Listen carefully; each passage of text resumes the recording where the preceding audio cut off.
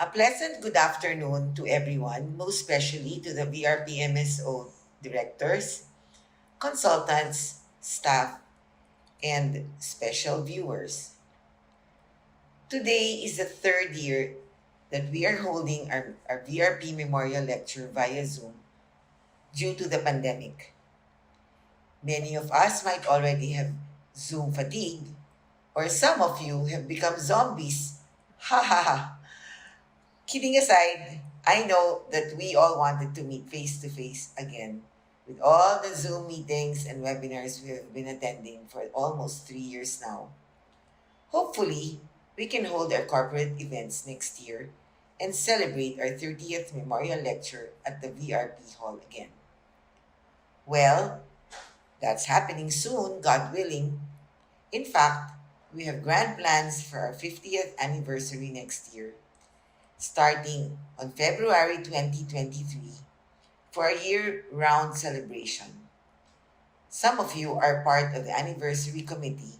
We're already preparing for this event. We are looking forward to have the pockets of monthly events face to face. So, stay tuned for the great announcements.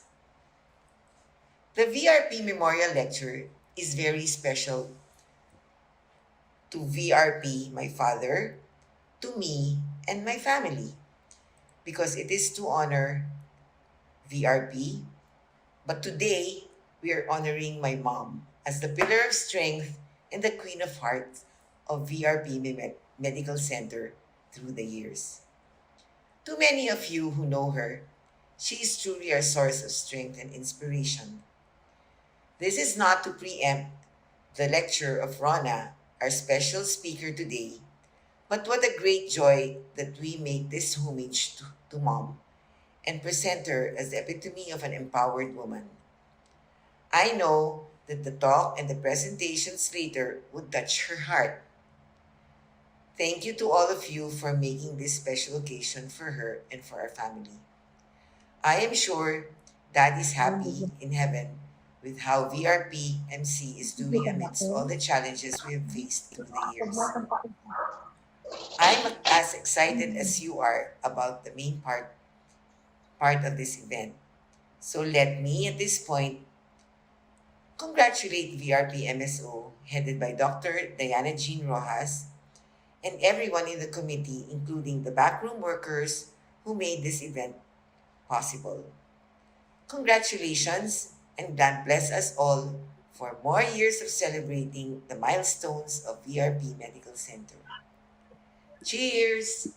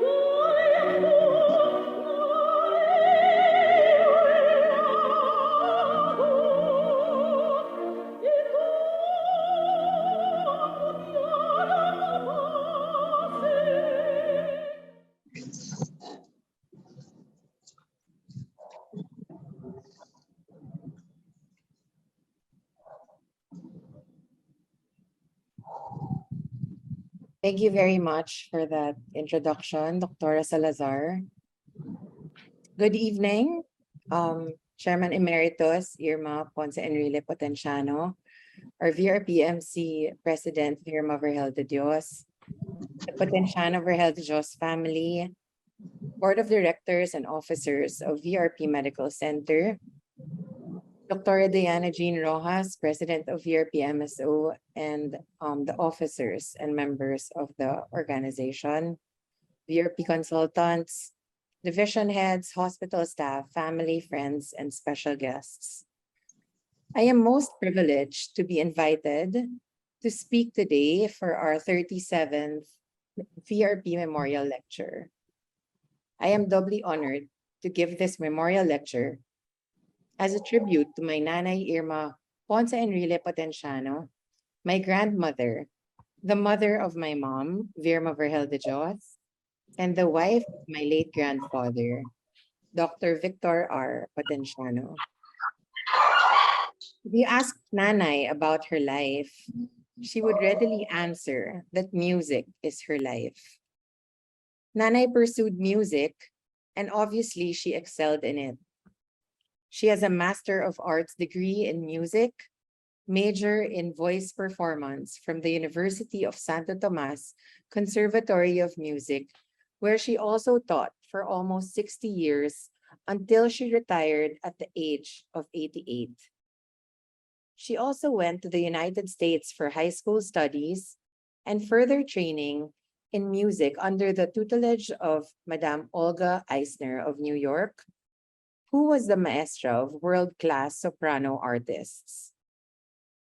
Irma Ponce Enrile made her debut soloist for the Filipino Youth Symphony Orchestra at the age of 16. At age 17, she performed one of the greatest classic operas of all time, Carmen, and has rendered various versions of this piece since then. Nanay has performed in hundreds of world premiere operas in the Philippines, the US, Canada, Asia, and Europe. In all her musical concerts, she represented the music and culture of the Philippines. Her performances and dedication to music education are probably her most outstanding contribution and legacy to the country as a Filipino musical artist. Music is her life, and the world has recognized her contributions in this field with various awards and citations. She is truly a performance artist by blood. She also appeared in various TV and radio programs and explored acting in Philippine movies in her younger years. Nanay Irma is unstoppable even in her old age. She participates in various civic and non-civic organizations, even to this date as a bona fide member of Zonta, which promotes the advancement of women globally, and she has also influenced Mom and I to join actively. In addition, with her natural gift in music, she conducted vocal workshops as part of her advocacy and has coached some of our local artists, including the Apo Hiking Society and other great Ateneans. She taught music, voice, and writing as well, and was the head of the music department in Ateneo in the 1960s for 6 years. Despite having to build her career and advocacies, she was always present in Lolo Titong's life and endeavors. She shared Dr. VRP's vision of building a hospital. And when the hospital started, she served as the executive housekeeper for years, pro bono. And she ran the hospital dietary, the Dulang coffee shop, and the La Farine bake shop, which supplied the ginormous sandwiches to the operating room in the 80s. When Lolo Titong passed on in 1984, she assumed the position of president and chairman of the hospital, then Polymedic General Hospital. She remained the chairman in the following years while taking a board seat in the Operacion Damayan Polymedic Foundation, which was often her beneficiary for her birthdays or fundraising endeavors. She carried on the legacy of Lolo Titong with her family, friends, and pioneers of the hospital as a chairman emeritus of VRP Medical Center, ensuring that the vision of Lolo Titong will live on. Who is Mrs. Irma Ponce Enrile Potenciano in the family? Nana Irma has been the best example of an empowered woman for me.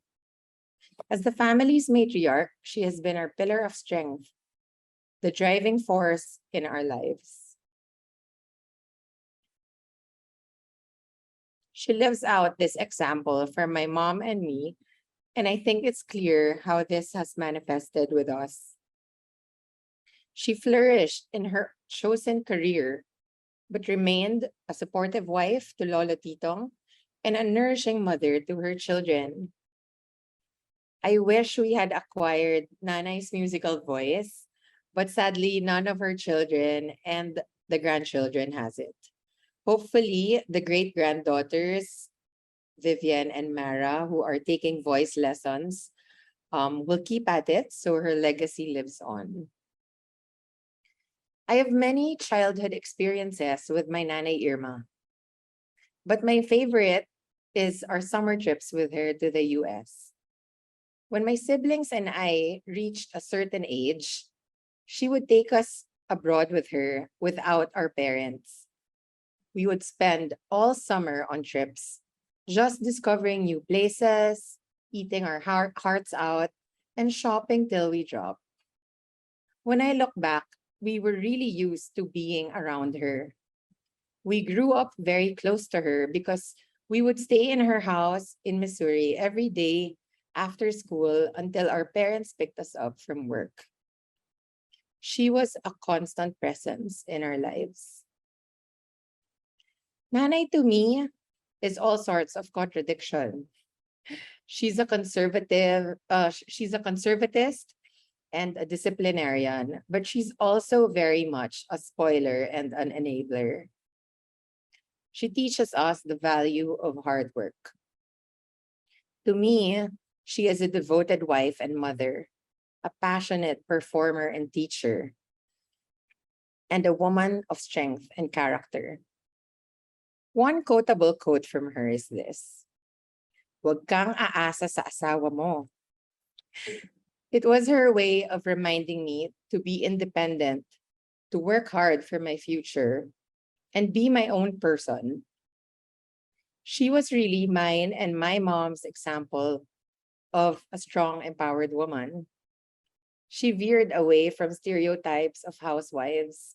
She encouraged us to build our careers through discipline and sacrifice. No shortcuts. Nanay looks tough, but she is actually a very soft and kind-hearted person. She likes to cook and feed people. She loves to organize and is absolutely a perfectionist. I admire her mainly for her devotion to excellence and quality of output.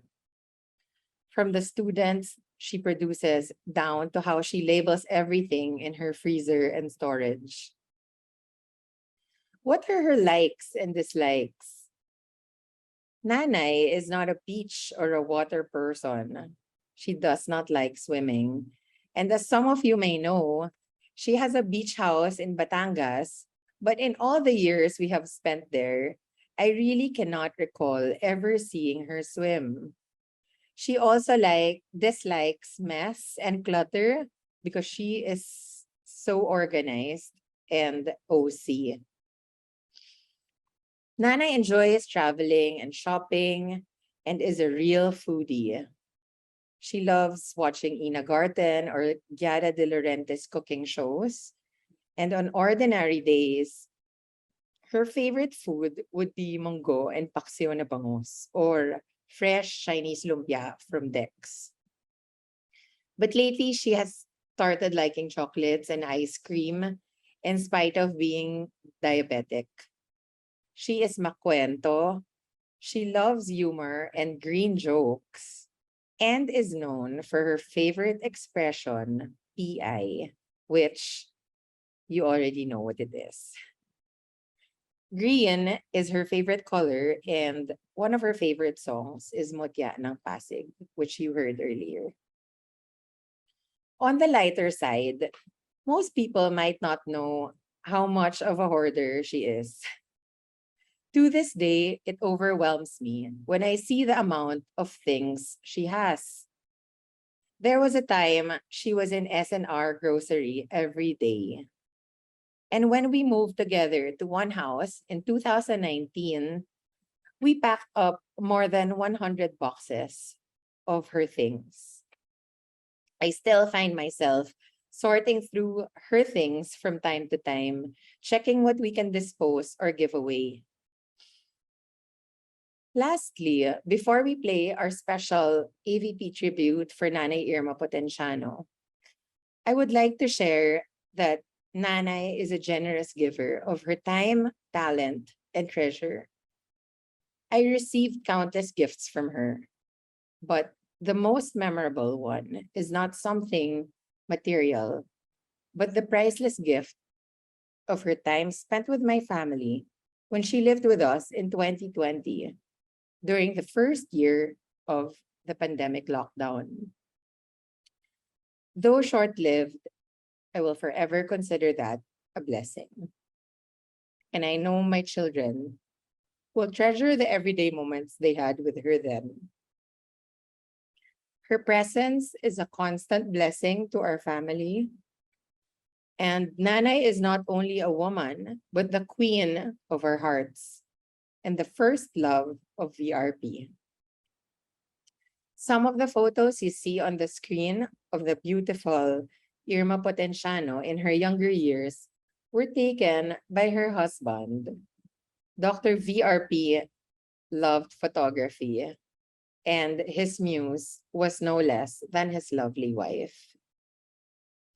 With that, for my final note, I would like us to watch the special AVP that we prepared as a tribute to Nanay Irma. And after which, we shall be hearing a very special song number from the former A students of the maestra herself, now all faculty members of the UST Conservatory of Music. So with that, thank you and God bless us all.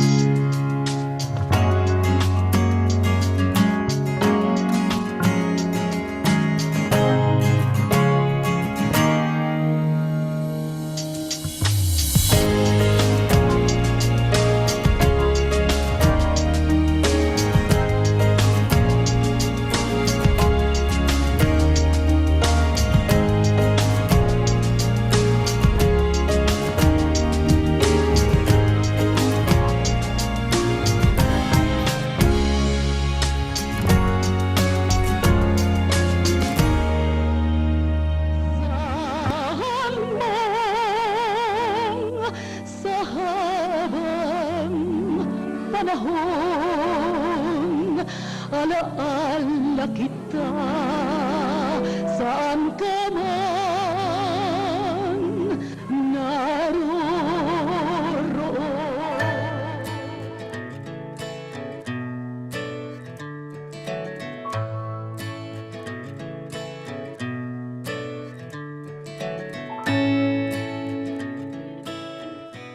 Ako sa ospital noon, buhay pa si daddy eh. Paglabas dyan sa elevator, eh, siyempre nakuha siya, doktor siya, inaari ng ospital, yun na lahat. Yung mga nurse doon sa nursing station, ay, Dr. Potenciano, good morning, kikiss nila.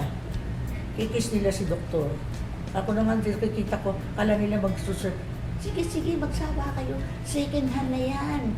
Sasabihin ko naman, sige, kiss nyo siya. Second hand na yan. Gano'n naman lang sinasabi ko.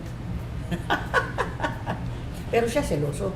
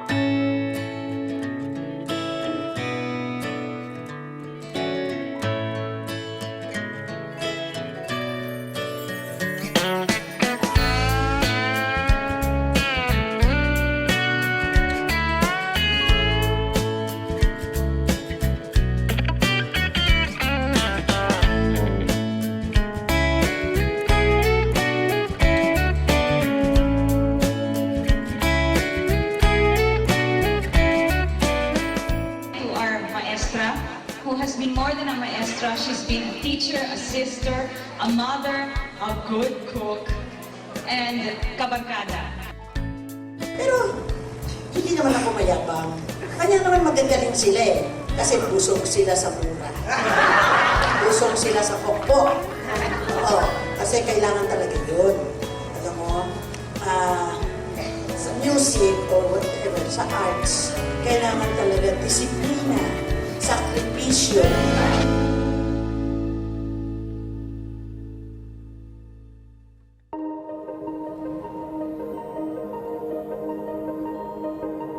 Almost 50 years ago, Polymedic General Hospital, now VRPMC, was founded by Dr. R. Potenciano.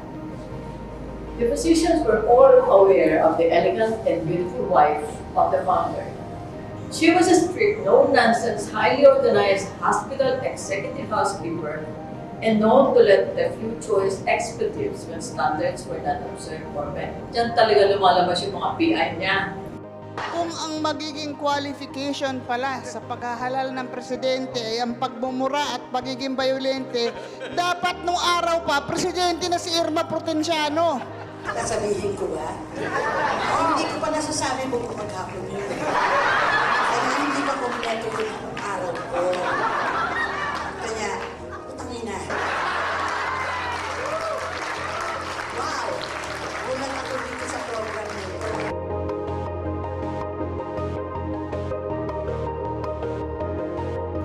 On social events, the table can be identified by the spontaneous laughter, since she did not hesitate to throw green jokes with gusto. I think some people get shocked, especially with my green jokes. While I was attending a Sunday Holy Mass, Ma'am Irma was beside me. After Mass, she called me and told me that I was disintonado. I asked her if she can give me some singing lessons, to which she replied that she only teaches students who have potential in singing. She, however, told me that she would refer me to Ryan Cayabyab, another singer who accepts all kinds of students. That was the end of my singing career. Singer. That's my life. Music is my life. Tita Irma, one thing that has been in my bucket list for some time is to hopefully do a duet with you someday.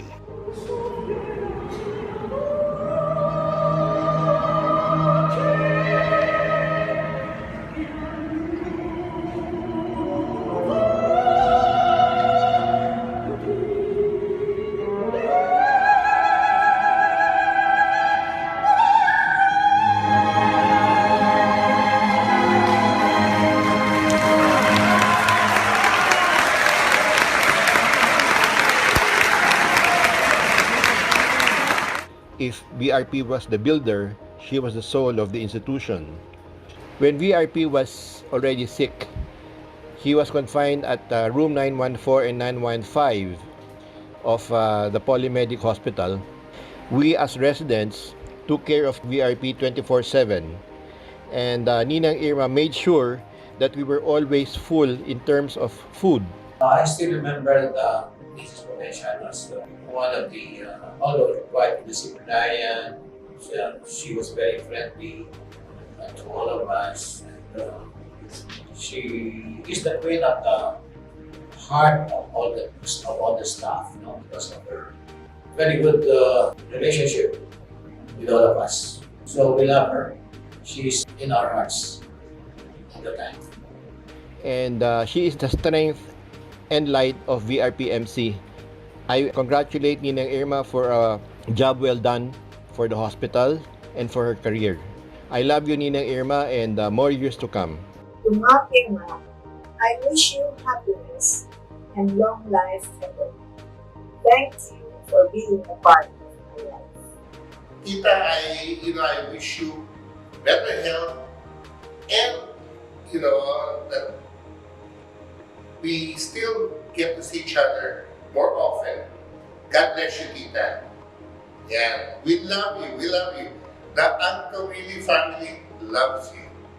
Today, on the occasion of the 37th VRP Memorial Lecture, I warmly greet Mrs. Irma Ponce and Willie Potenciano and wish for her to enjoy her life's journey as it continued to unfold and to remain to be the pillar of strength and heart of VRPMC. Long live Mrs. P. God bless you.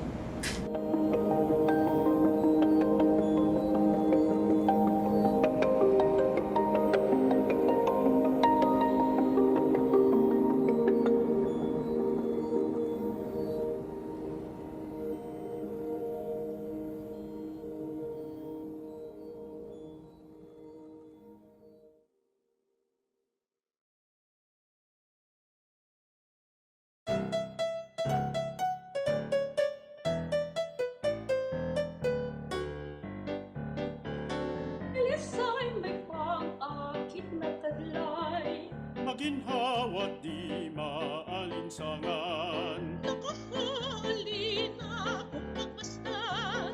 Kalesa ay pambayang sasakyan, kabayo'y hindi nating problema. Pulot at damo lang ay tama na. Matuling din sa kalsada, tumatakbo'y maginhawa, lamang gasolina. Kalisa'y may pang-akit ng taglay, maginhawat di maalinsangan. Nakahalina kung pagmasdan, kalesa ay pambayang sasakyan, kabayo'y hindi nating problema. Pulot at damo lang ay tama na.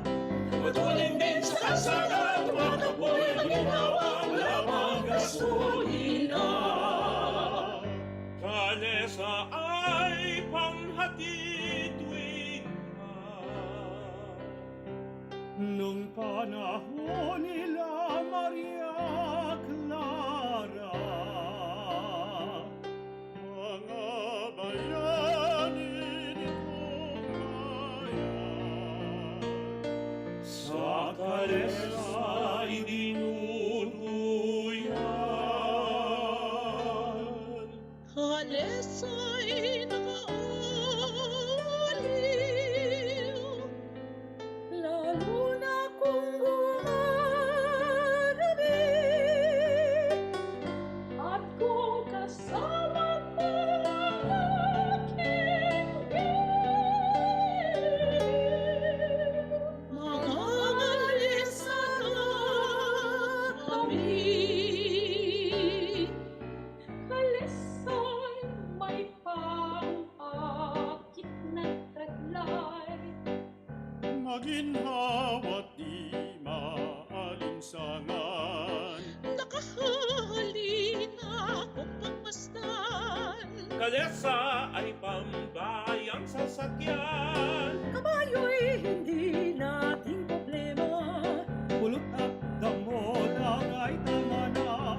Matuling din sa kalsada, tumatakbo'y maginhawa, lamang gasolina.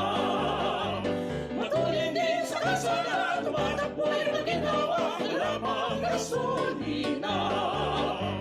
Matuloy din sa kalsada at matakbo'y maginhawa na gasolina.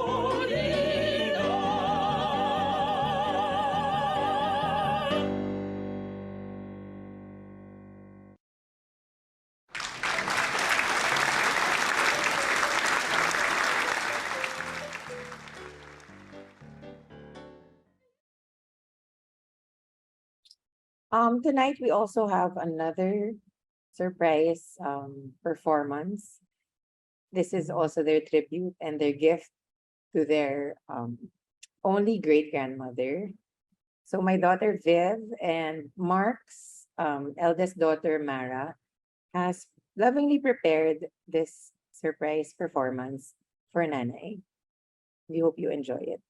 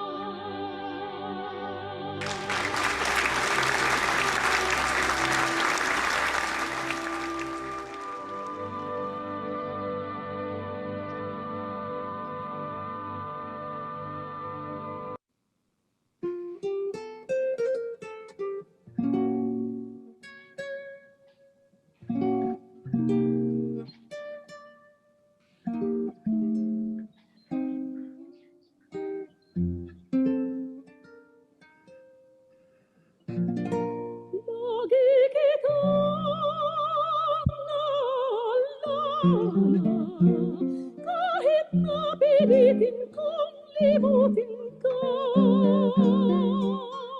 Nililit na kita sa aking buhay, ngunit pangarap din ikaw. Habang kita'y nililibot, ay lalong sumisili ang pag-irog.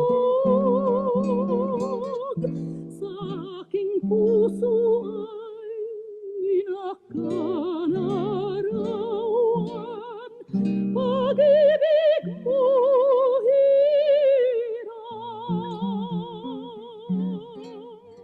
kung tunay ang tanging pagmamahal ay di mapaparang habang nagdudulot ng bigati, lalong di mapawi. Lagi kitang kahit mapilitin kong limutin ka. Sa aking puso ay nakalarawan, pag-ibig mo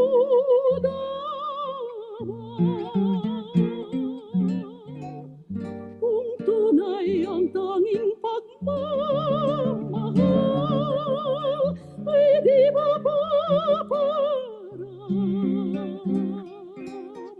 habang nagdudulot ng bigati, lalong di mapawi. Lagi kitang naalala, kahit mapilitin kong limutin ka. Sa aking puso ay nakalarawan, pag-ibig mo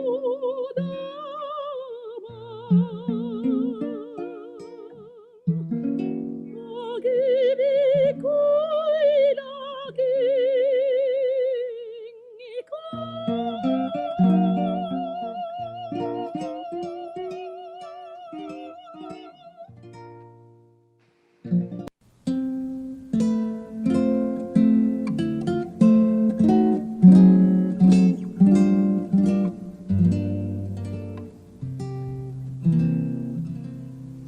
Sa bawat sandali na di